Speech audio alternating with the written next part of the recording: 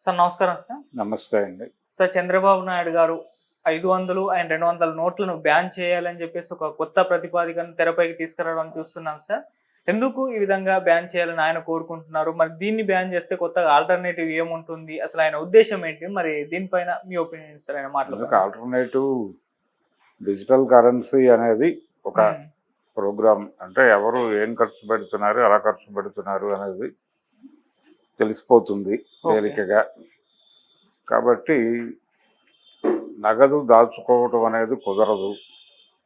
నల్ల డబ్బుని వెలికి తీస్తాం అంటే నల్ల డబ్బుని వెలికి తీస్తాం అనే నినాదంతోనే యూపీఏ ప్రభుత్వాన్ని దెబ్బకొట్టి ఆ రోజున ఎన్డీఏ ప్రభుత్వం అధికారంలోకి రావటం చూసాం మనం 2014లో.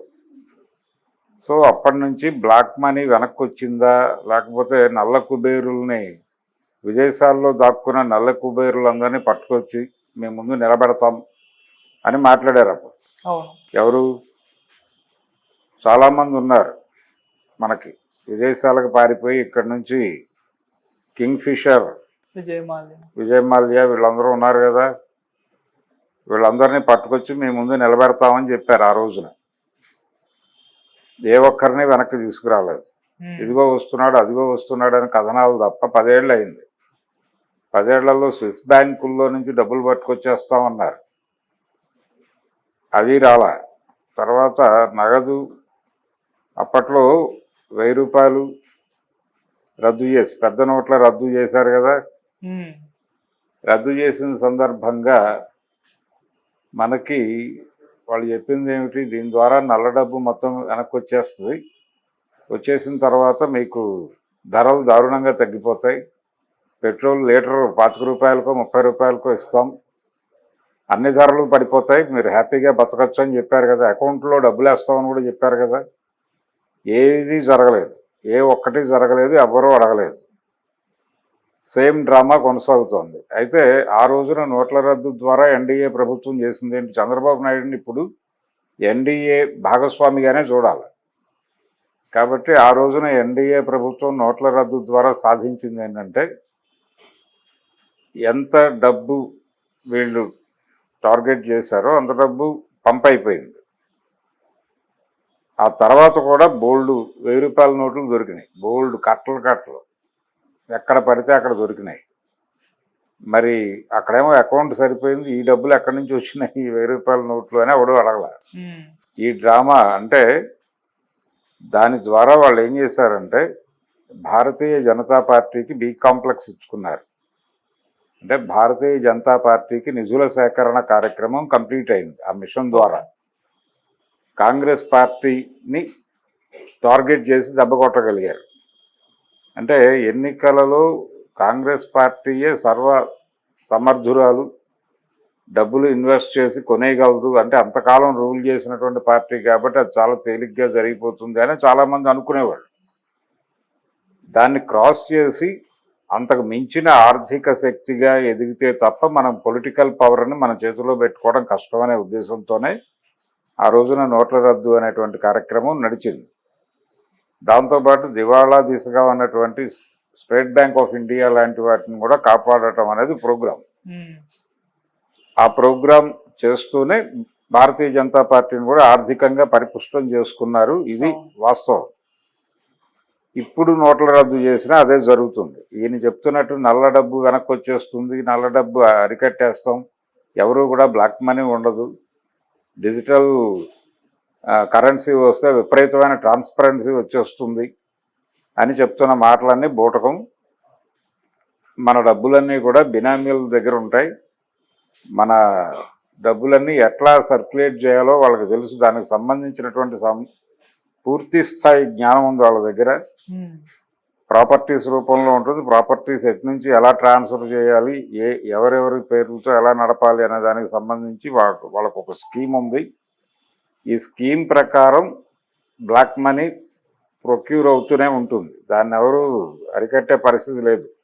ఈ డిజిటల్ కరెన్సీ వలన జరిగేది ఏంటంటే, డిజిటల్ కరెన్సీ అనే పేరుతో వీళ్ళు చేసేది ఏంటంటే చిన్న నోట్ల రూపంలోనే పోగై ఉంటుంది గదుల్లో వాళ్ళ దగ్గర. బ్లాక్ మనీ 500 నోటు తీసేస్తే లేకపోతే 200 నోటు తీసేస్తే బ్లాక్ మనీ పోతుంది అనేది మాయ. ఓకే. రెండోది, దీని వలన ఏం జరుగుతుంది, డిజిటల్ కరెన్సీ ఎక్కువ చలామణిలోకి తీసుకురావడం వలన ఏం జరుగుతుందంటే ఎవరి ట్రాన్సాక్షన్స్ అయినా మీకు ఈజీగా ట్రేస్ అవుతాయి, ఎవడెక్కడ ఖర్చు పెడుతున్నాడు. అంటే ఇప్పుడు మానిటరింగ్ అనేది చాలా పెద్ద వ్యవస్థగా మారింది. ఎవరు ఆర్థిక కార్యకలాపాలు ఏమిటి, ఎవరు ఎక్కడ ఎవరికి డబ్బులు పంపిస్తున్నాడు, ఎక్కడికి ట్రావెల్ అవుతున్నాడు, ఏ యాప్ ద్వారా. ఒక యాప్ ద్వారా మీరు ఇక్కడి నుంచి ఎక్కడికి ట్రావెల్ అవుతున్నారో ట్రేస్ అవుతుంది మీ ఫోన్ ఉంటే. అక్కడి నుంచి మీరు అతనికి డిజిటల్ ట్రాన్సాక్షన్ చేస్తే అతనికి ఎంత ఇచ్చారో తెలిసిపోతుంది. అయిపోయిన తర్వాత అక్కడి నుంచి మీరు ఇంకేదో చోటికి వెళ్తారు, అంటే అక్కడ ఏదో కొంటారు, కొని అక్కడ డిజిటల్ పేమెంట్ చేస్తారు. మీరు అక్కడ ఎంతసేపు ఉన్నారో ట్రేస్ అవుతుంది. అక్కడి నుంచి మీరు ఎవరో ఒకళ్ళ ఇంటికి వెళ్తారు, ఆ ఇంట్లో ఏదో మీరు పని చేసుకుని వాళ్ళకి ఎంతో కొంత డబ్బులు చెల్లింపు చేస్తారు ఫోన్పేని. సో మీరు ఎవరికి డబ్బులు వేశారు, ఆ ఇల్లు ఎక్కడ, అడ్రస్ ఎక్కడ తెలిసిపోతుంది. వాళ్ళ బ్యాంక్ అకౌంట్ డీటెయిల్స్ రికార్డ్ అయి ఉంటాయి కాబట్టి. సో ఒక మనిషి రోజు పొద్దున్నే బయలుదేరితే ఎక్కడెక్కడ తిరిగాడు, ఎవరెవరితో ఆర్థిక కార్యకలాపాలు జరిపాడు, ఎవరెవరికి ఎంతెంత ఇచ్చాడు, ఇది మొత్తం కూడా ట్రాన్స్పరెంట్గా తెలుస్తుంది. దీన్ని బట్టి ఎవడెవరికి ఏ రిలేషన్స్ ఉన్నాయి, అక్కడ డబ్బులు ఇవ్వడానికి కారణం ఏమిటి, అక్కడ ఎవరికి ఇస్తున్నాడు, ఎవరి అకౌంట్లోకి వెళ్తుంది, వాళ్ళకి రిలేషన్స్ ఏమిటి, చెత్తా చెదారం మొత్తం అనలైజ్ చేసేసి ప్రతి వ్యక్తి జీవితానికి సంబంధించిన నలుపు తెలుపు ఒక రిపోర్ట్ వాళ్ళ దగ్గర పెట్టుకొని దాని ఆధారంగా ప్రపంచాన్ని కంట్రోల్ చేయటం అనే కార్యక్రమం ఒకటి నడుస్తోంది, ఒక ఆపరేషన్. ఈ ఆపరేషన్ చేయటానికి వాళ్ళకి పరిపాలనాపరమైనటువంటి సౌలభ్యమే తప్ప వీళ్ళు చెప్తున్నటువంటి అదేదో బ్లాక్ మనీ. మరి గతంలో పెద్ద నోట్లు రద్దు అప్పుడు కూడా ఈయన అక్కడే ఉన్నాడుగా, ఎన్డీఏలోనే ఉన్నాడు చంద్రబాబు గారు. ఏం జరిగింది, ఏమన్నా వనగూడిందా? ఆ రోజున రకరకాల ప్రచారాలు చేశారు కదా, పెట్రోల్ రేట్లు తగ్గిపోతాయన్నారు, పెరిగినాయి తప్ప తగ్గలేదు. అంతర్జాతీయ మార్కెట్లో పెట్రోల్ ధరలు తగ్గినప్పుడు కూడా ఇక్కడ తగ్గల. అంతర్జాతీయ మార్కెట్లో క్రూడ్ ఆయిల్ రేట్లు దారుణంగా పడిపోయిన సందర్భంలో ప్రపంచం అంతా పెట్రోల్ ధరలు తగ్గినాయి కానీ భారతదేశంలో పెరిగినాయి. ఆ రోజున ధరలు పడిపోతే ఎకానమీ పడిపోతుంది అనేటువంటి, అంటే ప్రజలకి సంపాదించాలనే యావ చచ్చిపోతుంది అనే ఉద్దేశంతో ధరలు పెంచుతున్నారని జోకులు కూడా వేశారు, కార్టూన్లు సర్క్యులేట్ అయినాయి. ఇటువంటి పరిస్థితుల్లో ఇప్పుడేదో వీళ్ళు ఈ నోట్ల రద్దు ఇవన్నీ ప్రజల కోసం చేస్తున్నట్టుగా ఏదో కంటి తుడుపు చర్యలే తప్ప పరిపాలనా సౌలభ్యం కోసం చేస్తున్నారు. దీనిలో ఇంకొక వ్యూహం ఉంటుంది.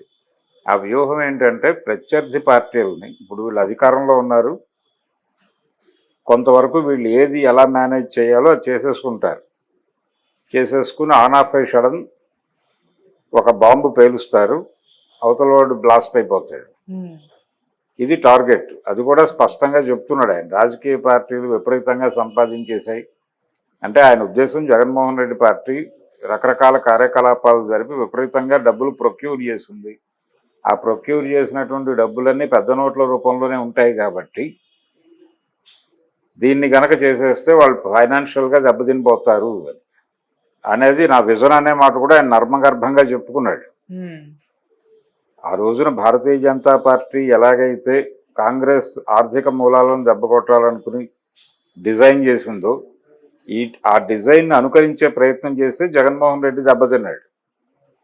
అదే పద్ధతిలో ఇక్కడ తెలుగుదేశం పార్టీని ఫైనాన్షియల్గా దెబ్బతీయాలనే ఉద్దేశంతో దాని ఆర్థిక వనరుల మీద దెబ్బ కొడదామని ఆయన తీసుకున్న చాలా నిర్ణయాలు జనాల జీవితాలని ఎఫెక్ట్ చేసి ఆయన మీద వ్యతిరేకత పోగుపడేలాగా చేసినాయి. దాన్ని తెలుగుదేశం పార్టీ సానుకూలంగా మలుచుకుని జగన్ మీద దాడికి ఉపయోగించుకుంది. ఇది మనం చూసాం. ఇసుక వ్యవహారం కావచ్చు, మద్యం వ్యవహారం కావచ్చు, ఈ వ్యవహారాల్లో సినిమా వ్యవహారంలో కూడా, సినిమా రేట్ల విషయంలో కూడా ఇదే ధోరణి వ్యక్తం చేశాడు ఆయన జగన్మోహన్ రెడ్డి. దాని తాలూకా బూమరాంగ్ ఎలా జరిగిందో మనం చూసాం.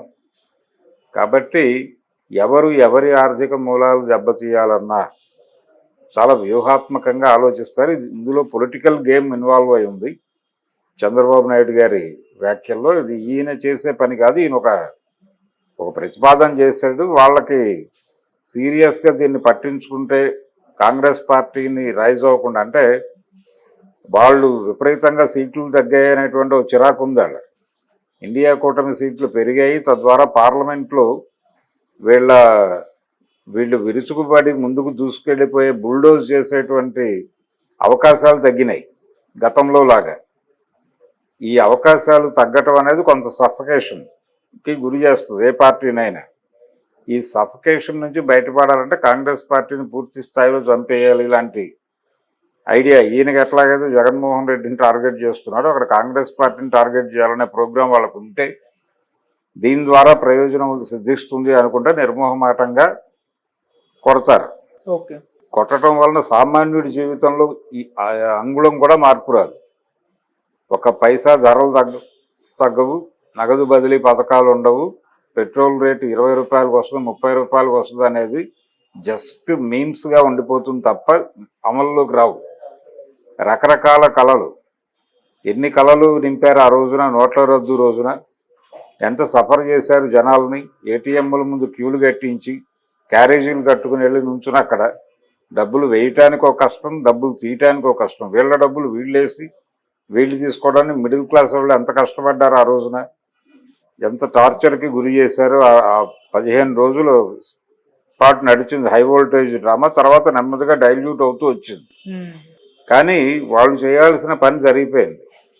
వాళ్ళు మొత్తం లెక్క సరిపోయింది అని ప్రకటించిన తర్వాత కూడా చాలా ప్రాంతాల్లో 1000 రూపాయల నోట్లు విపరీతంగా దొరికాయి, కట్టలు. ఓ చోట అయితే అలా వేల కోట్ల రూపాయల డబ్బులు అలా పారేశారు, 1000 రూపాయల నోట్లు అడవిలో. అది బయటకు వచ్చింది. ఓకే. ఎవరు పెట్టారు అక్కడ, ఎవరు పాత్ర వేశారు అంటే. దీనిలో ఇంకొక ప్రోగ్రాం ఏంటంటే కొన్ని ఉగ్రవాద సంస్థలు, అంటే వీళ్ళు చెప్తారు, ఇది ఒక స్టోరీ ఉంది. ఉగ్రవాద సంస్థలు డబ్బులు ప్రొక్యూర్ చేసి లెవీల రూపంలో వాళ్ళు సేకరించిన డబ్బులన్నీ కూడా డంపులు పెట్టేస్తారు. ఓకే. ఈ డంపులు ఎప్పుడో తప్ప తీయరు. ఈ లోపల నోట్ల రద్దు అయిపోతే ఇవి నాశనం అయిపోతాయి. ఇది నాశనం అయిందా చచ్చిపోయిందా గొడవ పక్కన పెట్టేస్తే ఇవన్నీ రికార్డ్ అయి ఉంటాయి. ప్రింట్ అయిన ప్రతి నోటు అక్కడ రికార్డ్ అయి ఉంటుంది. అవన్నీ వెనక్కి వచ్చినాయని ప్రకటించి ఇక్కడ ఇన్ని నోట్లు ఎక్కడి నుంచి వస్తాయి అంటే మధ్యలో ఏదో మాయ జరిగింది అనేది అర్థమవుతోంది కదా క్లియర్గా. ఈ మాయలోనే భారతీయ జనతా పార్టీ తనకు కావలసిన నిధులు తీసి పక్కన పెట్టేసింది. భారతీయ జనతా పార్టీకి బి కాంప్లెక్స్ ఇచ్చుకుని కాంగ్రెస్ పార్టీని కూడా కొనేసే లెవెల్లో వాళ్ళు తయారైపోయారు. ఈ ఆర్థిక శక్తిగా ఎదిగిన తర్వాత దీన్ని ఎదుర్కోవటం అనేది వాళ్ళకి సమస్యగా మారింది కాంగ్రెస్ పార్టీకి. ఇది వాస్తవం. ఇప్పుడు చంద్రబాబు కూడా పొలిటికల్ ప్రోగ్రాంలో భాగంగా అంటే రకరకాలుగా జగన్మోహన్ రెడ్డిని వేధించే ప్రయత్నాలు జరుగుతున్నాయి. కక్ష సాధింపు చర్యలు లేవు, మేము అసలు చాలా డెమోక్రాట్లం, మా బుర్ర నిండా ప్రజాస్వామ్యం తప్ప మరొకటి లేదని మాట్లాడతాడు తెల్లారు లేస్తే ఆయన. ఇలాంటి ఆలోచనలన్నీ కూడా పక్క పార్టీలను నాశనం చేసే ఆలోచనలే కదా. మరి ఇంత డెమోక్రాటు ఆ పని ఎందుకు చేయటం? జనం కోసం అని చెప్పి నీ టార్గెట్ ఏమిటో కూడా నువ్వే చెప్తున్నావు కదా. వాళ్ళు సంపాదించాడు. మీరు చేసినప్పుడు మీరు చేస్తేనేమో శృంగారము, వాళ్ళు చేస్తే ఇంకోటే. మొత్తం పొలిటికల్ వ్యవస్థే అలా ఉన్నప్పుడు నిజానికి జగన్మోహన్ రెడ్డికి వైఎస్ రాజశేఖర రెడ్డికి కూడా గురువు చంద్రబాబే. చంద్రబాబు గారు ఏకలవ్య శిష్యులే. కేసీఆర్ అయినా, కేటీఆర్ అయినా, జగన్మోహన్ రెడ్డి అయినా, రాజశేఖర రెడ్డి అయినా, మరొకళ్ళైనా. అంటే లిబరలైజ్డ్ ఎకానమీలో, మార్కెట్ ఎకానమీలో ప్రభుత్వాలని రన్ చేసేటువంటి వాళ్ళు ఎలా డబ్బులు సంపాదించవచ్చు అనే దానికి ఒక మోడల్ సెట్ చేసిన వాడు చంద్రబాబు నాయుడు.